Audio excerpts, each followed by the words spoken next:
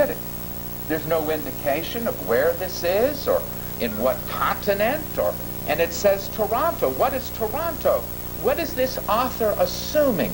The author is assuming that you would already know about New York City and Toronto, and there would be no need to say, now New York City is in the North American continent, and you have to go to the East Coast, and there's no need to describe places if it is assumed that people already understand these things. There's no reason to define individuals, so that if someone is mentioned, a joke is told about someone by the name of Clinton, and it's called President Clinton, there is no need to describe, because it is assumed that the readers would already have an understanding of those terms. Thus, the author doesn't have to waste any time defining these things. He simply can go upon the assumption that any ninny who would read that book certainly can understand these things. Now, as with any piece of literature, when we pick up the Quran, we find that many words relating to people, places, and things are not defined.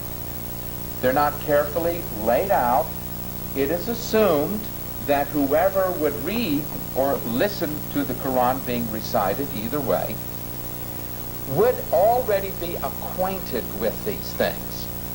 Now, this principle is so solid that regardless of you're dealing with a Christian, a Muslim, or a Jewish scholar, regardless of what translation of the Quran that you're using, you will find that this principle is utilized by all Islamic scholars when it comes to innocent things, neutral things, things that are referred to in the Quran which are really not defined. Well, for example, you have in the footnotes of Yusuf Ali's translation and his comments on the Quran, in his footnotes he will often explain things, realizing that Westerners, not having a background in Arab history, would not understand the reference. Well, for example, when it comes to such things as Mecca, was there a need to explain in the Quran where Mecca was? Is there a map, set of directions explaining what continent and where? No, there was an assumption that Mecca would be sort of explanatory. Everybody who would hear the Quran would understand where Mecca was. Same thing when it comes to the Kaaba. It's understood the word can be introduced. There's no need to describe it, not give any dimensions. There are references to the jinn. Well, what are the jinn? Where do they come from? And so all of these things, you see, are nowhere defined in great detail, or such things as the she-camel. This is something that Yusuf Ali goes into the story of the pre-Islamic legend of the camel that leapt out of the rock, the references to the evil eyes, sorcery, the 12 springs, the youths in the cave, the defeat of the elephant army. Matter of fact, there's a whole surah that is dedicated, is called the elephant. And if you do not know the history and understand what went on and why this was celebrated, you really wouldn't have an idea of what in the world was being talked about. Or the blind man, which is another story of the blind man who came to Muhammad.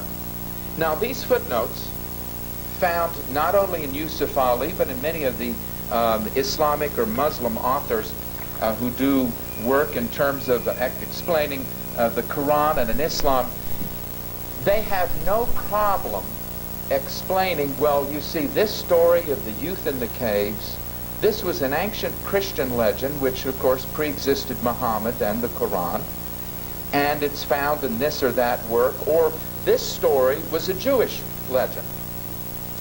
This was a story that was found, and we know where it came from, and as such, we can pretty well trace its origins. And as I said, when you can have very sincere Muslim authors who do this, such as Yusuf Ali, no one can accuse Mr. Ali of being an apostate.